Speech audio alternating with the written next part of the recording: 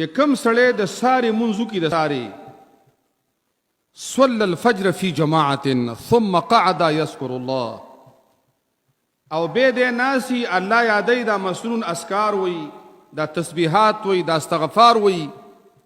حتى تطلع الشمس او نور راوخیږي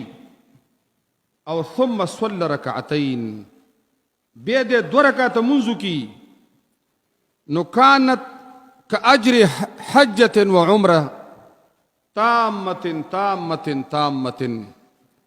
دا الله نبی فرمائی الله رب العالمین به ولا د حج او د عمره ثواب ورکی به فرمایل پورا ثواب الله ورکی ساره مونږ چې موږ وکړو د نور راخطو ته 40 منټه پاتې په دې 40 منټه کې به ته دا مسون اسکار وي لکه استغفار به وي لس 2-3 رکوع تلاوت به وکي ورځ به دم د خیری او دا الله نبی فرمایي حج او عمره چې څومره اجر او ثواب الله پاغي کیخه دی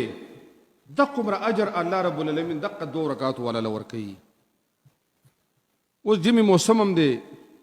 نو دیو جنا سار کی خپل اذکار خپل اعمال وای بیا 2 رکعات کوي د پوره حج او عمره ثواب الله درکوي